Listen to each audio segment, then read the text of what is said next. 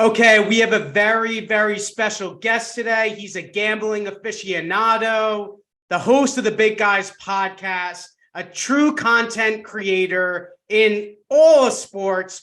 Big Tone is on today. Big Tone, how are you doing, man? What's going on, guys? I appreciate you having me. Not much. I'm excited to get talking with you for sure. Yeah, absolutely. You're probably a little bit in a better situation because I did just take a 2-hour nap. I was 4 a.m. ripping the New York Yankees, 5 a.m., 6 a.m., 7 a.m. I was really on one this morning. Took a nap, a little bit less frustrated, still pretty frustrated. The Yankees basically are soft right now. There's no really other way to put it.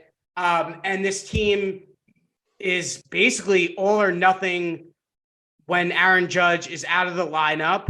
Really frustrating game last night versus the Red Sox. I even saw in the 8th inning, you were getting a little bit into it. They were playing the runners back, just trying to get an out in the 8th inning when clearly they haven't scored since Vietnam. So what are your thoughts on the game and just how the Yankees have been doing overall? So that was my whole reasoning. So that lot to unpack, right? So a lot to start. First thing is first. Yeah, I thought it's baseball 101 in my brain. Like that late in the game, you haven't put up any runs since Aaron Judge has been out of the lineup, currently last in baseball with like 3 runs a game. You have to have the infield in there. You can't concede a run that late. 1, it changes momentum. 2, let's just at least try and make a play. You know what I mean? So it's not the 3rd inning. You're not giving a run for an out then. It's just late in the game. There's zero offense. It pissed me off so much.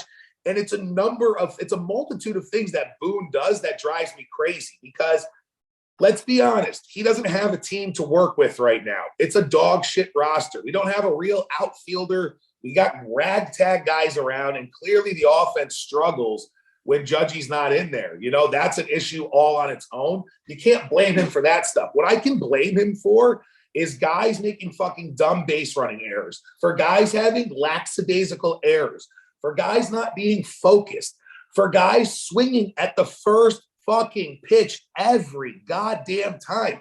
Everyone's hitting 190. Can we just maybe see a fucking pitch? It drives me crazy. And those are the things that I get on him about. Those are things that are fixable. Fucking sit Glaber. Tell him to fucking figure it out. He's got a lot of Robbie Cano, and he's just got like a cavalier attitude out there right now. He's driving me fucking crazy. So yeah, no, absolutely. I mean, I'll piggyback on that. The Yankees are 8-10 and averaging 3 runs a game, like you said, without Aaron Judge in the lineup this season. But more to your point, Aaron Boone. Let's just talk about him for a second. Or is it Brian Cashman or whoever's putting out the lineup every day? In a series versus the Red Sox that used to mean something, used to actually mean something. Stanton, Glaber, and Rizzo did not play in the same game. That's they crazy. Have 5 good hitters right now on their roster, and 2 of them in Judge and Bader are down. They need to be in the lineup. And Giancarlo Stanton, for him not to be able to take a bat and at least stand there, don't tell me that he isn't getting a better opportunity to hit a baseball or even get on base than guys like Willie Calhoun, no offense. Jake Bowers, no offense. Billy McKinney, great catch in the outfield, no offense. These are not names that strike fear into the opponent. When Aaron Boone does something like, we're just not going to play him today, but he's available to pinch hit. If you want to give a guy an off day, don't let him come to the ballpark. But what Aaron Boone has done to this roster says, guys, it's okay. We're going to be the New England Patriots. We're going to say, it doesn't matter until the AFC Championship game. And the problem with that is the Yankees and Aaron Bleepin' Boone hasn't performed. They haven't won a World Series together. And the only reason this guy still has a job is because of Aaron Judge, his leadership, and everything he does. He's hit 100 billion home runs in the last 15 months. So it's really frustrating to just see a guy who's not a leader. And to your point with the whole Gleyber Torres thing, Billy McKinney makes a pretty bad throw, albeit a pretty bad throw. But Gleyber just lollygags. You know what would have been nice for him to just be like screaming at Gleyber from the dugout and be like, he chews out every umpire's ass from time to time. It happens every freaking day. He's this big, bad, tough guy when it comes to umpires. And then when it comes to his players, he's as soft as baby thighs, and it's frustrating. It reminds me of the guy who's just like, he's so beaten up at home that like he takes it out on the dog or the kids because he knows he can't, he's just a joke out there. And it drives me fucking crazy. Like me and my friends, we call him Mr. Tinker because he's just constantly tinkering with the lineup, constantly tinkering with everything, taking guys in, taking guys out. He loves to give Aaron Judge a day off when we have another day off coming. He is the worst at managing lineups when we have days off coming. For the record, pretty sure Giancarlo Stanton hits about 920 against the fucking Red Sox. So I don't even understand why he's not in the lineup. I don't care if they're rolling first-time starters out there or whatever the case is. That guy is a Red Sox killer. He's been hurt. If he's back, he's back. If he's not, he's not. And to your point, he's taking batting practice. He's still taking cuts. I just don't understand what the difference is as if he has 3 at-bats or 1 fucking AB late in the game. It just doesn't make any sense to me. And more importantly than any of that stuff, to your point about like, who's making the lineup and Cashman, it does start from the top down. Like we are spoiled Yankee fans. We saw when this shit would never happen with George and whatnot. But I hate to sound like an old man. Like you have to embarrass these guys a little bit. That's not that play at second base, bad throw or not. That cannot happen. Like it just can't happen. It's the big leagues, guys. You can't have it's basically the equivalent of a catcher throwing the ball over the pitcher's head. It just can't happen.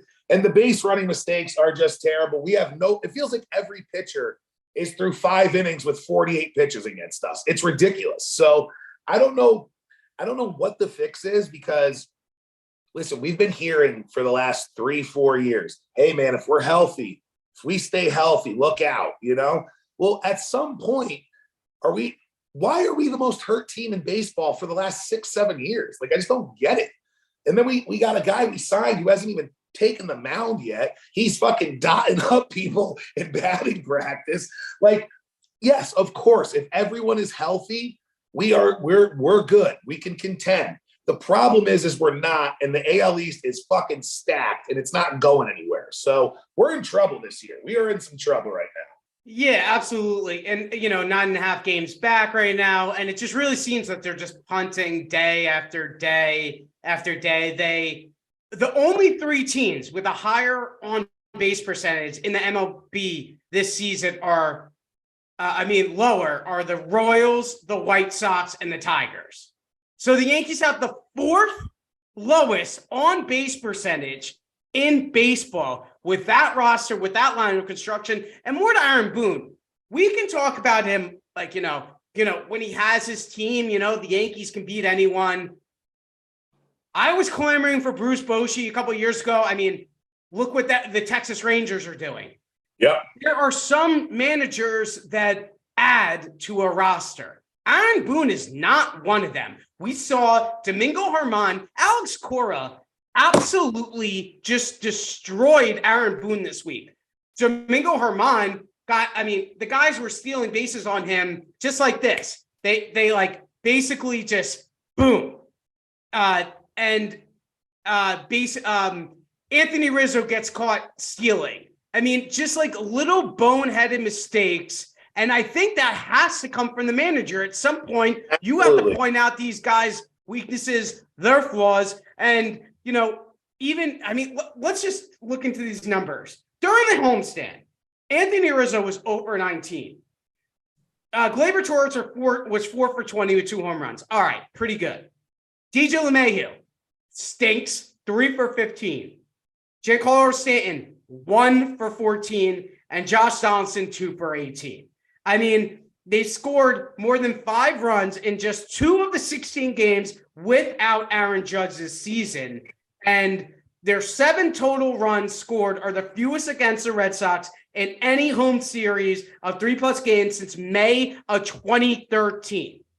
So this is more of an organizational issue. I mean, yeah, it's really easy. I can manage the team. You can manage the team when Aaron Judge is in the lineup. It's not that hard. You know why? Because he basically becomes a manager at that point. He does everything right, something that we saw in a guy like Derek Jeter. And my frustration comes when the Yankees act like they're trying. But when you have a guy like Willie Calhoun in a top 4 spot, and again, no offense to him, he's 5'8", 200 pounds. He is my body stature. I want to be his biggest fan in life. But that's not a guy that you want in a $225 million payroll to be your cleanup hitter. It's crazy. We're just not used to seeing the Yankees be one of those teams where you just don't have – you have a roster full of guys who just aren't really big leaguers, or they're fringe big leaguers. And we're just not used to seeing it because – it's just not Yankee baseball, you know? So that's one thing that's crazy to me. Like, there's just a lot of what we're moving the goalpost the last 10 years, you know, World Series or bust. Well, we got to the AL East, and it's like, well, then we won the division. Well, not like, what the fuck are we talking about, guys? Like, you have to win the World Series. I love Aaron Judge. Your whole fucking, it just doesn't matter what your legacy, you don't have a legacy unless you win a title there. And he can't do it alone, obviously, right? The Boone thing to me is I think there's something to be said about him like over managing, because I don't think he has any control of what the fuck is going on in that locker room or what the actual decisions are. So when he sees a guy with 84 pitches who's just cruising, laborless pitches, he loves to take those guys out. He loves to fucking use the bullpen more than we should. Like, that's the frustrating thing for me with him. There's just stuff where you're going, huh? Like, why? And here's the other thing. To your point, like, obviously the best baseball player in the league being in the lineup is going to help, right? But can we just put out a lineup that's the same? Like, it's a different fucking lineup every day, whether you're in little league or you're in the big leagues. How do you gel? How do you get any type of rhythm going when you don't know if you're hitting 1, 7, 4, or if you're in the goddamn game? Are you playing left? Are you playing second? It's a tough thing right now.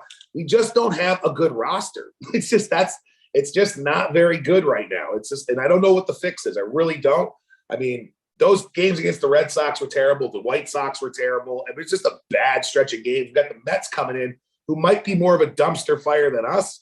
So we'll see how that goes. But yeah, no, absolutely. And the frustrating thing is, like, Clark Schmidt in his last 5 starts has a 2.33 ERA. Yep. Domingo Germán in his last 7 starts since May 1st has been an absolute menace to society. Clay Holmes has come back. He was on the bottom of the total poll. His last 17 outings, he's only given up 1 earned run. Wandy Peralta gets out every single lefty he faces. But they're just the matchups. I don't even think that Aaron Boone really, I think it's tough to affect a game positively, but you can negate you. And I think he is a net negative when it comes to structuring a team, having people be accountable for themselves. And that's really the most frustrating part about the New York Yankees right now, is that nobody is held accountable. Correct. And Giancarlo Stanton is making $30+ million a year. He's played in 20 games since June. He's made more $1 million than he's played in games this year. You know what he could do?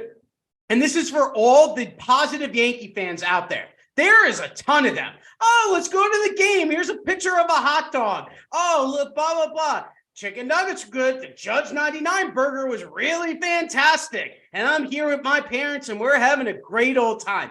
You know what? Enough of it. And you're absolutely right. It's World Series or bust, and then it became AL East or bust, and now we're like the Minnesota Vikings. We're like, oh yeah, you know, we have a good record, but this team is fraudulent, and that's what we've been going on. And you're right, even Carlos Rodon, he goes out, pitches yesterday, and he hits Willie Calhoun. We can't get out of our own damn way. And then even Carlos Rodon 5 days ago, it's smoking.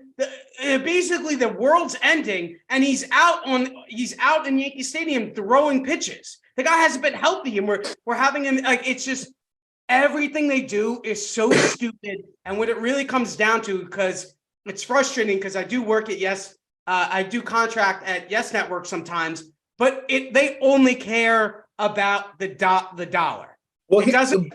But how are you going to fill this? I mean, this is not a team. You're going to have these ticket sales are got to go down. Like, me and my buddies want to go to some games. I'm not going to the fucking game with this lineup. It's just, we're not even competitive. What am I going to go there and watch a guy foul the ball 4 fucking times? I'm not doing it. You know, Yeah. I'll watch it from home. I'm never going to stop watching them. But for me to go down there, and if God forbid you have a family and you want to go down there, it's a fucking $1,000 day and some. You know what I mean? That's not the product people want. You know, they're not very good. Yeah, and that's why Giancarlo Stanton will, again, he can go to Aaron Boone and just say, Boone, put me in the lineup today. That's all he has to do. And for all these people, this isn't Giancarlo Stanton's job to do that. How do you know? It's like, wake up. You're making $30 million. This isn't a guy who's making $2 million. And you know what? If he wants to rest and have these, play 3 games a week when Aaron Judge and Harrison Bader is back, fine. But the fact that we have an off day today, we have an off day on Thursday, and this guy isn't in the lineup is pathetic. It's a slap in the face of the fans. And the only reason Aaron Judge is going to bust his ass to get back here is so that the Yankees can sell tickets to the Yankees versus the Mets, or whoever's coming into the town next. All right. Well, that's the thing too, right? So, I think we're always pretty cautious about bringing people back after injury. It almost seems like, hey, what the fuck? Like, I mean, come on, let's get this guy out here. With this big toe and a ligament issue and all that, like, it scares me. I'll be honest with you. I'm a little more, it's weight-bearing stuff. It's just, I don't know. We keep hearing if he comes back by All-Star break, it'd be great. But I don't know. I don't want him to rush him back and then him be hurt either, because I don't want that to happen, because this thing is spiraling. Like, it's obviously, I think everybody with a brain knows that this is basically a wild card year. Like, we got to win the wild. Like, we're not going to win the division, right? The Tampa Bay is ridiculous. The O's are great. But I don't know, like, why do they keep getting hurt, though? Like, you know what I mean? Like, why? Like, I know it sounds dumb. I know they're big dudes and people get hurt, but it's not just them. I feel like, I just feel like everybody is hurt all the time. Bader's another one. Like, we need sparks back in the lineup. We just don't have them. And again, old Willie, I know he bangs, but I'm with you. I think everybody wants to root for that guy, and McKinney and Bowers and all those guys too. I would love for those guys to be bench players. They're just not everyday players. McKinney's a stud right now. I'll give him that. But you know what I mean, right? We don't absolutely. have anything of substance right now. No, it's embarrassing. And like, really the most embarrassing part is like Sunday Night Baseball versus the Red Sox, and you just don't have anything there. And like, I'm really at the point where I almost just want to tweet during the game, because I kind of have to. Like, I'm basically a Yankees content creator in some aspect, or not, whatever it is. But I almost just want to follow along on Twitter and fucking watch something else. Like, maybe I'll just put on a movie and just tweet when something goes right, because it's really that hard to watch, and there's just no energy to a game. And, then people start piling on the young kid who's batting 190, who shouldn't have, like, the people that are getting on Anthony Volpe, like, don't even get me started with, because, I mean, he's going to go through growing pains. Like, if we give guys like Aaron Hicks, if we give guys like that 6 years to figure it out, like, the kid's 21. He's for all the stuff that's a little, jaw dropping, and you're like, oh, is he ever gonna hit again? He's impatient. There's a lot of stuff that's really good. His power numbers are still there. His OPS is like 506. That's an issue, right? So he's 21. And one thing I've always said about the Yankees is we don't bring young talent up quick enough. I'm happy we did. This kid is the next Yankee that the Yankees want to be a Yankee, if that makes sense. You know what I mean? Right. So I get that. I think we're going to be patient with him. I'm truthfully not worried about him. I don't love what we're seeing. I think he's a good enough ball player. He's young enough. He will figure it out. He will get back on track. It's the guys like DJ and Donaldson who are longer in the tooth and were established ball players. Those are the guys we have a tough time pulling the plug on and getting out of the lineup. And as much as I love DJ LeMahieu, as much as the next guy, he's not the same ball player the last 2 years, year and a half, and that's another issue. So it all compounds. It's all happening at once right now. And who knows? Do we get healthy and we rattle off 45 wins in a 60 game stretch? It's possible, but we got to get healthy. But it sounds like loser talk because we've been saying that for 5 years, Yeah, exactly. No, that really is the truth of the matter. The fact that we can sit here, we can be positive. Big Tone, I'm sick of being positive. I'm sick of giving away a T-shirt on an off day when nobody's doing anything correct. I don't want to give away a T-shirt today. And I did it. And people are, oh, Jimmy, you're being too hard on them. I don't think I'm being hard enough. You're not, Jimmy. I don't think I'm being hard enough. We are not a participation trophy club around here, okay? Exactly. We are and here the last with thing, titles. And Aaron Boone puts Anthony Volpe in that position at the end of the game yesterday to basically fail. Because, and that's what he's doing. That's like Eric Spoelstra at the end of the game drawing up a play for Max Stooks or something. It just doesn't make sense. And I know it's a little bit different, but whatever. Enough with the Yankees. Yeah. I'm just really frustrating. And you know what? I don't even want to go to the stadium. The only 2 times I've gone to the stadium was for a friend's birthday or something else. People want me to go say, I don't want to go there. I don't want to be happy. This team makes me frustrated. Hey, last thing I will say about the Yanks real quick is you mentioned how they're like, baby soft and all that right now. And there's some truth in that for sure.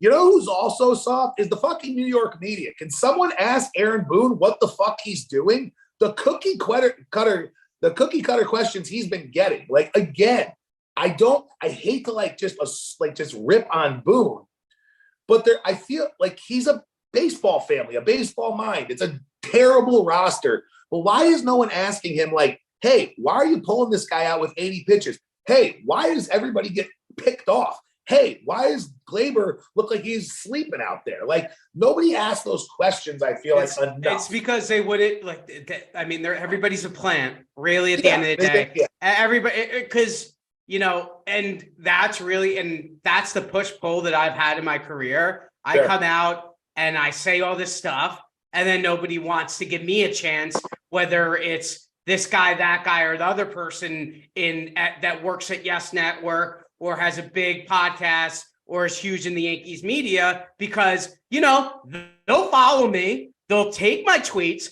They'll take my statistics. They'll take every single thought that I have, but they don't want to face me because they know that I'll ask them the tough questions that might get them in the bottom. Fair. And that's really what it comes down to. That's fair. really, the less you do, the more corporate you are, the higher you'll go in a position like that. And that's why it's really tough, because when you're a content creator and you're trying to go work at NBC Sports or Fox or somewhere like that, ESPN, and they see you screaming and cursing, they're like, well, this guy isn't fit. But, the media is changing, and we'll get into that. I want to mention, we're just going to give the NBA championship to the Nuggets, right? Oh, yeah, that's a wrap. Yeah, all right. So that was the final game, because this comes out on Wednesday. So congratulations to the Denver Nuggets on winning the 2023 NBA championship. Nikola Jokic averaged 31 points, 14 rebounds, 8 assists, 1 steal, 2 blocks. He was a menace in Game 5. He deserved to be the NBA, the Finals MVP. Couldn't have happened to a nicer guy. I'm waiting to see him with the championship trophy on a horse. Yeah. And if they don't win Game 5, they'll win Game 6. I think it's pretty much as simple as that. I think so. Tonight will be Game 4, right? Or Game 3? Game 5. 4? Game 5. How am I doing? Yeah. Game 5. So I mean, I don't see the Heat having a chance. Unfortunately, the whole game there where they're like, hey, he only had 4 assists. Well, and I mean, that can't letting the guy score 40 can't be the answer either. I get the idea, But I mean, I think he adjusted well. He's just too smart. He's too good, and he can do everything. Love the Heat story. Spoelstra's a good coach, but the kid's just too good, man. Yeah, and what Mike Malone did too. They lost the game. He freaks out of them like going nuts. They hadn't lost in a month, and Mike Malone is motherfucking them left and right, and it was pretty impressive because they came out and they rolled. And congratulations once again to the Denver Nuggets, Nikola Jokic. Well earned. Yeah, well earned. All right, another update that we need to do. 10 hours ago, basically, Giants running back Saquon Barkley told the team that he's not reporting to mandatory minicamp. He believes that the NFL tagged Josh Jacobs, him, and Tony Pollard to prevent them from hitting free agency, and the cap salary at $10 million is too low. I think it's great if you're a Giants fan, the fact that you're getting him for $10 million. But I do see why he's frustrating because he's basically the face of $1 billion organization. What are your thoughts on the whole Saquon deal? Football's a tough one, right? Because it's not guaranteed. You got to get your money. It's brutal. We've seen injuries. We've seen guys come and go. I get all of that stuff, right? It's the thing that's always funny to me here is the league being like, well, hey, these are the rules. And we tried to do this. We tried to offer him a little bit more. And he said no. And they try and spin it like he's kind of being greedy and wants this and wants that. They're both talking out of both sides of their mouth. Saquon saying he doesn't want to reset the market, but he's also not happy with $15 million a year, right? So it's like, which is it? You got to pay him. The team is completely different without him. I think he knows he has a little leverage in regards to what that team is with him versus without him, right? I think that's where he has some leverage. Where he doesn't have leverage is it's running backs. They come and they go in this league now, and they're not as important. Look at all the money Zeke Elliott got, Gurley got. All these guys got paid, and it really didn't work out after. Now, I'm not saying not to pay Saquon because I love Saquon, and I do want to keep him. I don't think he'll hold out the whole season. He doesn't strike me as that type of guy. So I think they're going to call his bluff in that regard. I don't think he's a guy who's going to not play for his teammates. He's one of those guys. If I was his agent, I would tell him not to play. It's football. He's already been hurt before. You got to go get your money. And I don't have a problem with it. I'm glad he did say something, though, because a lot of times these guys don't say anything, and it's only kind of one narrative. And I thought he made some good points. He's like, it's about respect. I want to be a Giant. I want to be a Giant for life. I just want it to make sense. That's all. I didn't think it was too crazy. No, I mean, you're pretty spot on with that whole assessment. I think that eventually he's going to get 2 years guaranteed to get on the field. I think so. And you don't want him. He doesn't want to be the next Le'Veon Bell. He really just doesn't. And he isn't that guy. He isn't the guy he is the face of a city. He really is that kind of guy.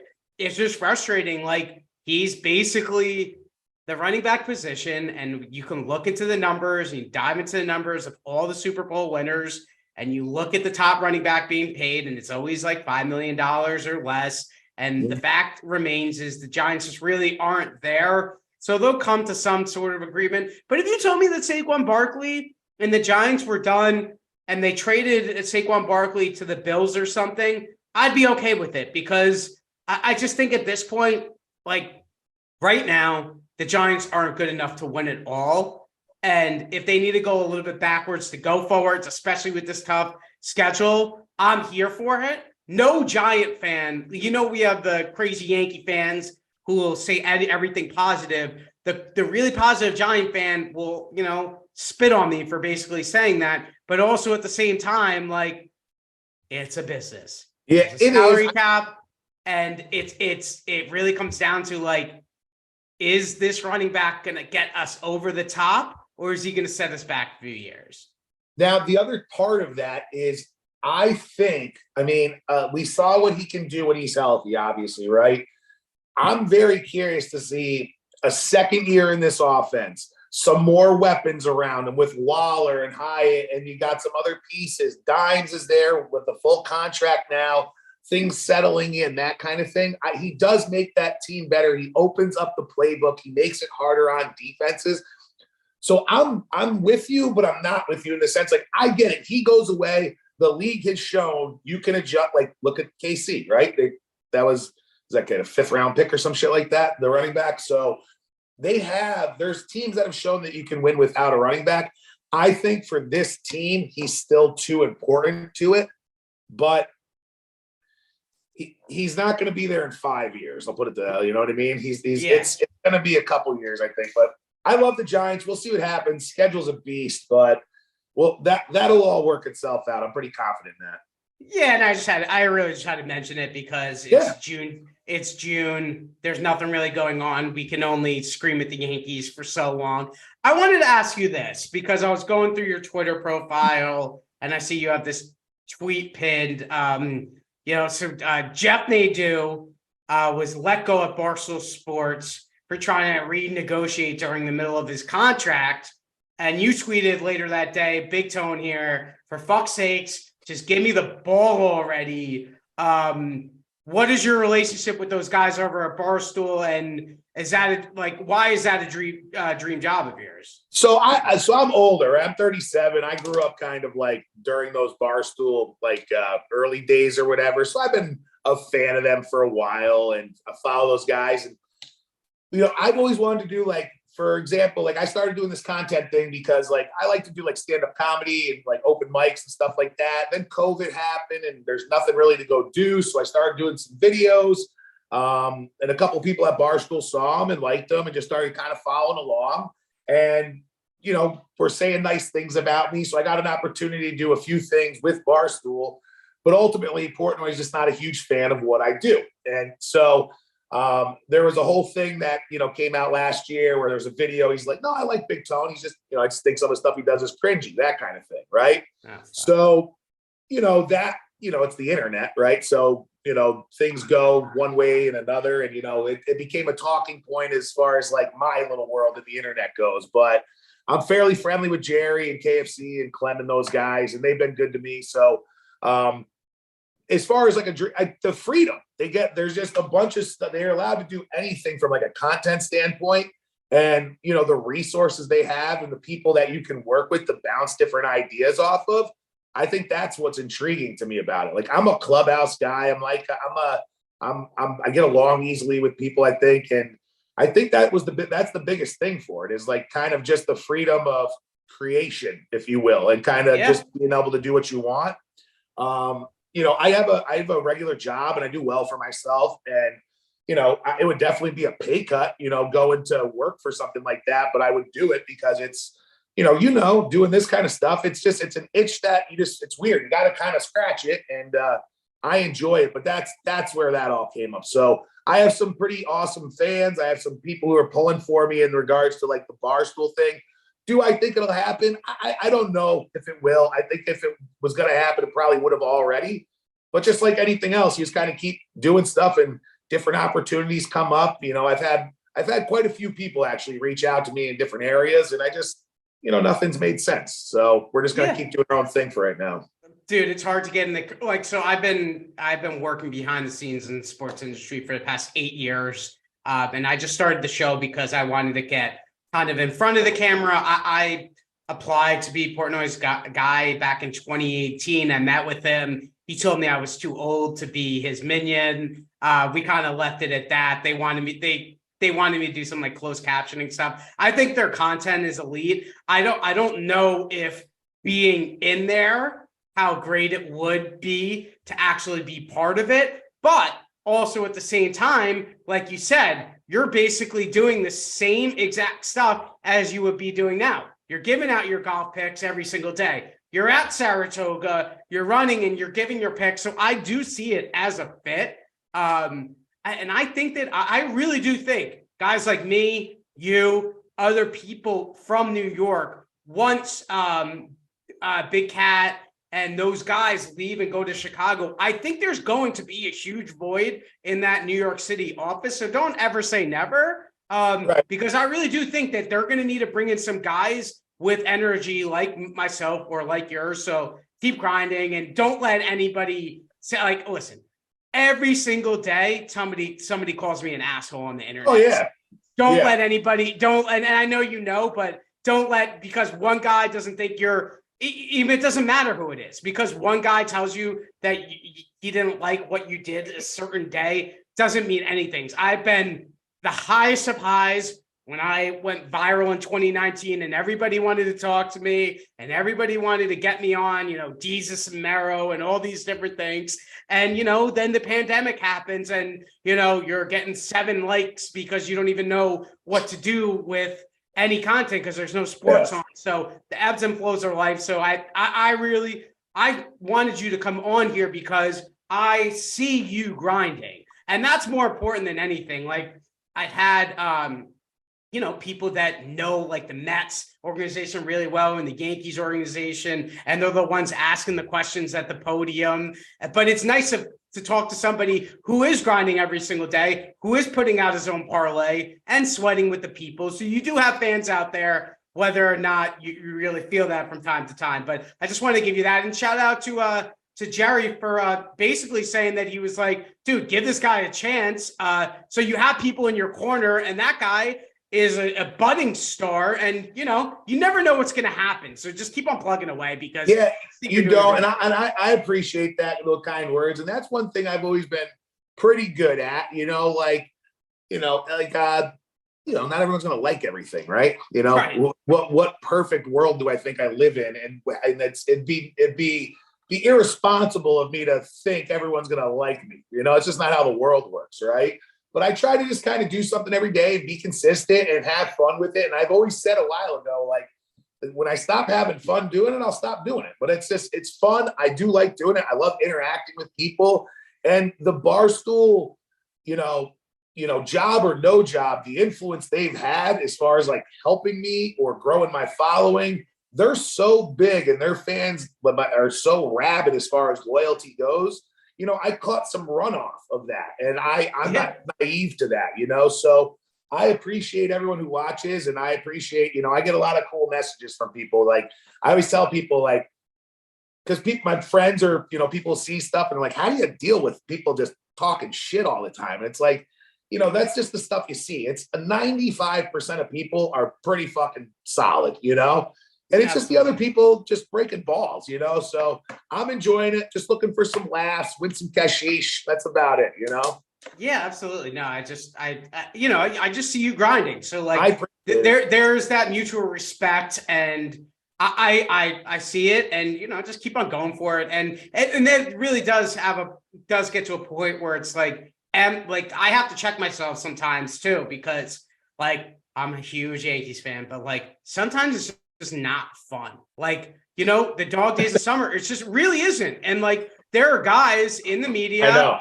There's, I would say, the most competitive sport fandom to be a creator is a Yankee fan.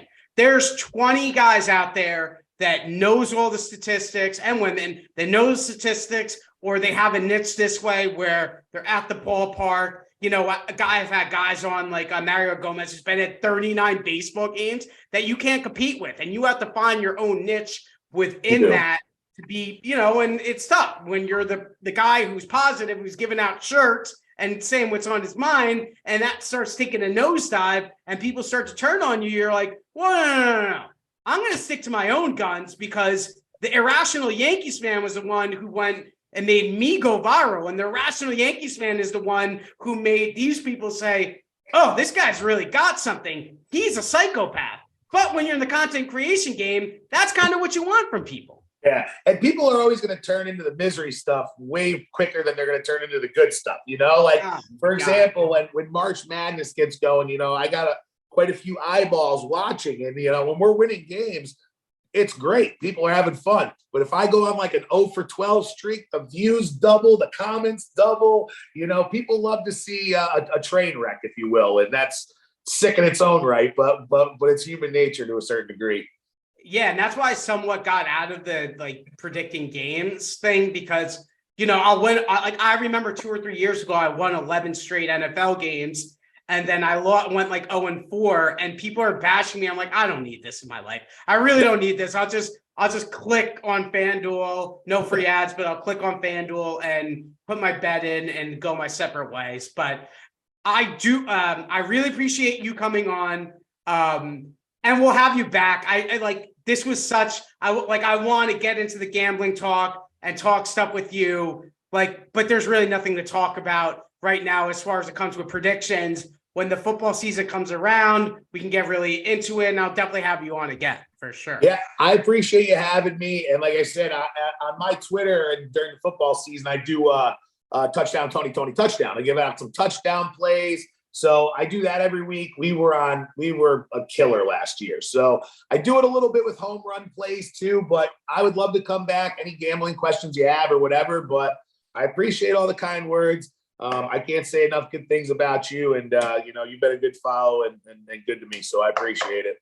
Absolutely. Thank you. Big Tone, what's your Twitter handle? So everyone At Big Tone here. Oh yeah, I got my Big Tone here. At Big Tone here, and that's on Twitter and Instagram. And then I put some videos on my YouTube. It's at the Big Guys Pod YouTube channel, so you can check that out and do some golf videos. I do a bunch of grill videos. I just they say write what you know, and I just know about kind of being an idiot. So that's what we're up to. He's hard on himself, but he's a grinder. He works really hard. Big Tone, thanks again for coming on. We'll see you soon. Thanks, man. Appreciate it.